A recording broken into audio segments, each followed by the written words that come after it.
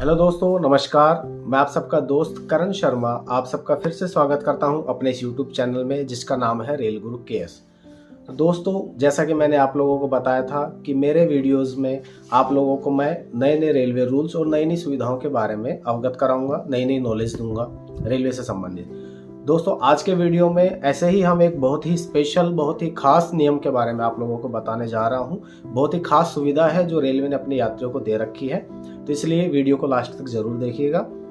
दोस्तों, आज हम बात करेंगे रेलवे के बोर्डिंग पॉइंट से संबंधित नियम के बारे में। बोर्डिंग पॉइंट से संबंधित जो रेलवे ने सुविधा अपने यात्रियों को प्रोवाइड करवा रखी है उसके बारे में। सबसे पहले हम बात करेंगे कि बोर्डिंग पॉइंट होता क्या है। दोस्तों, दो अलग अलग चीजें होती हैं। एक यात्री जब रिजर्वेशन करवाता है तो उसमें ऑप्शन आता है कहाँ से कहाँ तक रिजर्वेशन करवाना है, तो ये एक चीज अलग हो जाती है। जहाँ से जहाँ तक रिजर्वेशन यात्री करवा रहा है वो उस स्टेशन का कोटा होता है, जहाँ से जिस कोटे में उसको सीट प्रोवाइड की जाएगी। इसके अलावा दूसरा पॉइंट होता है बोर्डिंग पॉइंट, यात्रा प्रारंभ करने का स्टेशन, मतलब कहाँ से यात्री को चढ़ना है। वो स्टेशन अलग भी हो सकता है, जहाँ से टिकट करवा रहे हैं उससे अगला स्टेशन हो सकता है, उससे 2-4 स्टेशन बाद हो सकता है, वो कोई भी हम चूज कर सकते हैं। तो रिजर्वेशन करवाते समय हमें एक सुविधा मिलती है कि हम अपना बोर्डिंग पॉइंट चूज कर सकते हैं। इसके अलावा कई बार ऐसे हालात हो जाते हैं कि हमारा रिजर्वेशन 1 महीने बाद का है, लेकिन किसी कारणवश या घर पे कोई काम हो गया, हमें बीच में कहीं जाना पड़ गया, तो हम अपना बोर्डिंग पॉइंट चेंज करवा लेते हैं कि भाई पहले हमें जहाँ से चढ़ना था हम उसके बाद दूसरे किसी स्टेशन से चढ़ना चाहते हैं और हमारी सीट वही कंफर्म रहे। तो इसके लिए रेलवे ने एक सुविधा दी हुई है कि यात्री अपनी यात्रा शुरू करने से पहले, चार्ट बनने से पहले 24 घंटे पहले तक अपना बोर्डिंग पॉइंट चेंज करवा सकता है। इसके लिए यात्री को करना क्या होगा कि 24 घंटे पहले तक आप कभी भी रिजर्वेशन काउंटर पर जाकर एप्लीकेशन लिखें।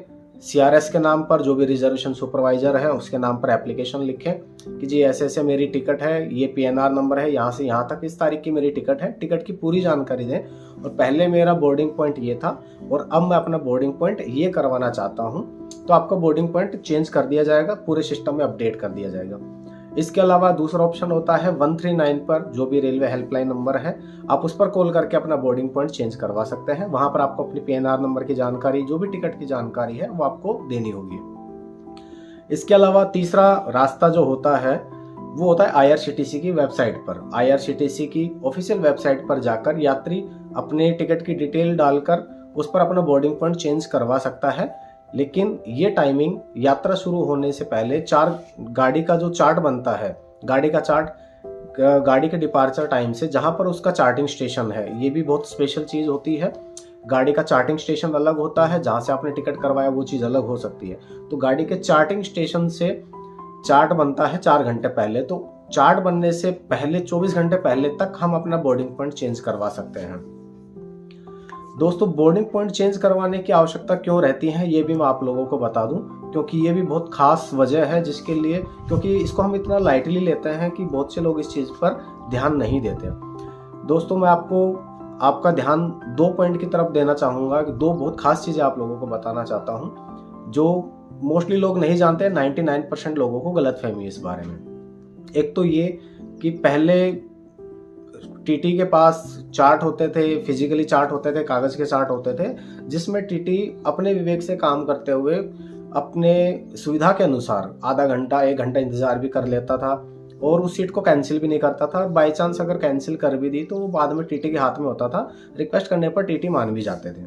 लेकिन आजकल रेलवे ने टीटी स्टाफ को एक HST डिवाइस दी हुई है, एक डिजिटल डिवाइस दी हुई है जिसका सॉफ्टवेयर सीधा PRS से रिजर्वेशन सिस्टम से कनेक्टेड होता है और टीटी को अपने चार्ट में दी हुई जानकारी, पैसेंजरों की जानकारी को अपडेट करते रहना होता है।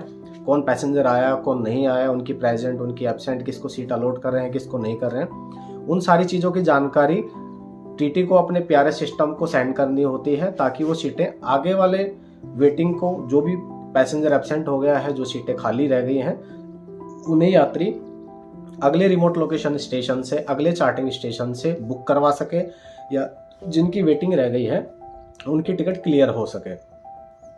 तो आप डिजिटलाइज होने की वजह से टीटी के हाथ में वो पावर नहीं रह गई है कि इंतजार करे। एक दूसरा नियम भी मैं आप लोगों को बता दूं 99% लोगों को यही लगता है, और मैंने भी देखा है कि मोस्टली यूट्यूब चैनल्स पर, मोस्टली यूट्यूब वीडियोस में, रील्स में, सोशल मीडिया पर 99% लोगों को यही लगता है, यही नियम है कि टीटी इंतज़ार करेगा, 1-2 स्टेशन तक इंतज़ार करेगा, आधा घंटा 1 घंटा इंतज़ार करेगा, हम 1-2 स्टेशन बाद भी बैठ सकते हैं। लेकिन मैं आप लोगों को बता दूं कि रेलवे में ऐसा रिटर्न में कोई नियम नहीं है, कोई ऑथराइज नियम नहीं है कि टीटी आपका 1-2 स्टेशन इंतज़ार करेगा या फिर टीटी आपका आधा घंटा 1 घंटा इंतज़ार करेगा। रेलवे के आदेशानुसार टीटी आपकी सीट को चेक करेगा, और अगर आप सीट पर नहीं मिलते हैं तो उस समय आपकी टिकट वो कैंसिल कर सकता है, उसके पास अथॉरिटी है, रेलवे ने आदेश दिए हुए हैं। लेकिन वो टीटी के विवेक पर डिपेंड करता है कि भाई टीटी यात्री का इंतज़ार करे ना करे। लेकिन ऐसा रिटर्न में कोई नियम नहीं है कि टीटी इंतज़ार करेगा, टीटी आपकी टिकट कैंसिल कर सकता है। तो ऐसे में यात्रियों को असुविधा से बचने के लिए मैं चाहता हूँ आप लोगों को इस नियम की जानकारी रहे, टीटी के ऊपर डिपेंड ही ना रहना पड़े। अगर हमें नियमों की जानकारी है, यात्री को नियम की जानकारी है, तो हमें ऐसी परेशानी का सामना ही ना करना पड़े तो ज़्यादा बेटर है। तो ऐसे में मैं आप लोगों को ये नियम बता रहा हूँ, कोशिश करें कि अपना बोर्डिंग पॉइंट पहले ही चेंज करवा लें ताकि बाद में प्रॉब्लम ना रहे। दोस्तों, अब मैं आपको बताता हूँ कि बोर्डिंग पॉइंट चेंज करने से संबंधित यात्रियों से रेलवे ने कुछ शर्तें रखी हुई हैं। वो शर्तें ये हैं कि यात्री को अपना बोर्डिंग पॉइंट चेंज करने के लिए गाड़ी का चार्ट बनने से 24 घंटे पहले एप्लीकेशन देनी होगी या पहले आपको रिक्वेस्ट डालनी होगी, तभी आपका बोर्डिंग पॉइंट चेंज हो सकता है, अन्यथा नहीं होगा। और 24 घंटे पहले भी आप एक बार अपना बोर्डिंग पॉइंट चेंज करवा सकते हैं, जिसमें यात्री को जो स्टेशन चूज करना होगा बोर्डिंग के लिए, वो जहाँ से यात्रा स्टार्ट कर रहा है यात्री और जहाँ तक उन्हें यात्रा करनी है डेस्टिनेशन स्टेशन, उसके बीच में वो स्टेशन आना चाहिए और वहाँ पर गाड़ी का स्टॉपेज होना चाहिए, वही बोर्डिंग स्टेशन यात्री चेंज करवा सकता है। दोस्तों, अब एक और ख़ास बात मैं आप लोगों को बताने जा रहा हूँ। कई बार ऐसा होता है कि यात्री ने बोर्डिंग पॉइंट चेंज करवा लिया। अच्छा, यहाँ पर एक बात मैं आप लोगों को बताता हूँ कि जो आपका टिकट है, जो रिजर्वेशन टिकट है, वो काउंट होता है जहाँ से आपका बोर्डिंग स्टेशन है और जहाँ का आपका डेस्टिनेशन स्टेशन है, सिर्फ उसी सेक्शन के बीच में आपका वो टिकट वैलिड है, ना कि जहाँ से जहाँ तक आपने रिजर्वेशन करवाया है वहाँ आपका टिकट वैलिड है। तो बोर्डिंग पॉइंट बहुत खास चीज़ है, इसलिए बोर्डिंग पॉइंट चेंज करवाते समय या रिजर्वेशन करवाते समय इस चीज़ का खास ख्याल रखें। कई बार इस वजह से यात्रियों को काफ़ी परेशानी का सामना करना पड़ सकता है, क्योंकि बोर्डिंग पॉइंट चेंज करवाने के बाद भी कई बार ऐसी वजह हो जाती है, कई बार ऐसे कारण हो जाते हैं जिसके लिए यात्री को दोबारा पुराने बोर्डिंग स्टेशन से या जहाँ से उन्होंने टिकट बुक करवाया वहाँ से अपनी यात्रा वो शुरू करना चाह रहे हैं। उनके माइंड में ये रहता है, यात्री के माइंड में यही रहता है कि भाई मैंने तो टिकट वहाँ से बुक करवा रखा है, तो मेरा तो टिकट बना हुआ है, मेरा सीट का रिजर्वेशन तो बोर्डिंग स्टेशन से होगा, कोई बात नहीं, लेकिन मैं यात्रा तो कर ही सकता हूँ। लेकिन ऐसा नहीं है। रेलवे का ये नियम है कि जहाँ से बोर्डिंग स्टेशन है वहीं से वो टिकट वैलिड होगा। अगर यात्री पुराने किसी स्टेशन से, पुराने बोर्डिंग पॉइंट से या जहाँ से उन्होंने टिकट बुक करवा रखा है वहाँ से वो यात्रा शुरू करता है, तो वहाँ से और बोर्डिंग पॉइंट तक वो यात्री बिना टिकट हो सकता है। ये हो सकता है मैं इसलिए बता रहा हूँ क्योंकि ये बहुत खास नियम है जिसकी जानकारी काफ़ी लोगों को पता नहीं है। ये इसलिए कि अगर यात्री ऐसा करता है तो अगर उसे टीटी से मिलना होगा और टीटी के पास अगर उस सेक्शन में सीट अवेलेबल है, अगर उसके ऑन चार्ट उसके सिस्टम में सीट अवेलेबल है, तो यात्री उससे कोई चार्ज नहीं लेगा, उसको सीट अलॉट कर देगा।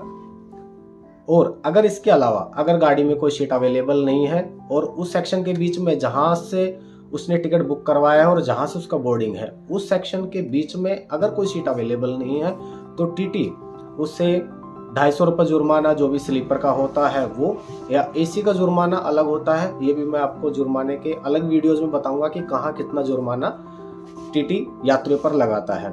तो जो जुर्माना राशि है वो, और सिंगल फेयर भी इसलिए क्योंकि नॉर्मली जो विदाउट टिकट होते हैं यात्री ट्रेन में, उनको डबल पार्ट में फेयर देना होता है पेनल्टी के साथ में। और इस केस में जहाँ पर बोर्डिंग पॉइंट से संबंधित परेशानी आ रही है, इस केस में आपको सिंगल फेयर पे करना पड़ेगा और सिंगल फेयर प्लस पेनल्टी यात्री को पे करनी पड़ेगी।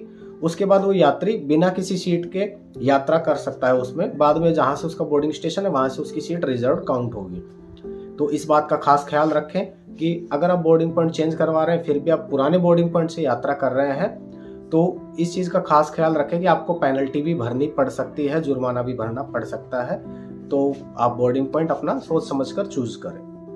तो दोस्तों, इस नियम से संबंधित जो भी रेलवे का सर्कुलर है, जो भी रेलवे के आदेश हैं, उनकी कॉपी मैंने आपको डिस्क्रिप्शन में लिंक में दी हुई है। जो भी रेलवे का आदेश है रिटर्न का, वो लेटर भी मैंने डिस्क्रिप्शन में आपको प्रोवाइड करवाया हुआ है। आप चाहे तो उसे भी देख सकते हैं, उसे सेव करके रखिएगा। इन फ्यूचर आपको बोर्डिंग पॉइंट से संबंधित कोई भी परेशानी होती है या फिर जो भी आप नियम का अपडेट लेना चाहते हैं, आप उस लेटर को देख सकते हैं, उसे सेव करके रखिएगा, वीडियो को सेव करके रखिएगा।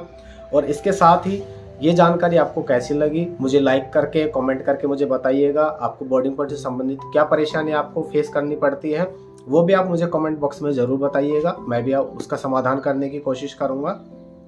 और इसके साथ ही आप लोगों से विनती है, आप लोगों से रिक्वेस्ट है कि इस वीडियो को ज़्यादा से ज़्यादा लोगों को शेयर कीजिएगा ताकि ज़्यादा से ज़्यादा लोग इस सुविधा का फ़ायदा उठा सके, ज़्यादा से ज़्यादा लोगों को इस नियम की जानकारी हो सके। तो दोस्तों, आज का वीडियो मैं यहीं समाप्त करता हूँ। अगले वीडियो में नए नियम के साथ, नए रूल के साथ में, नई सुविधा के साथ में आप लोगों से फिर मुलाकात होगी। थैंक यू सो मच अपना सपोर्ट देने के लिए।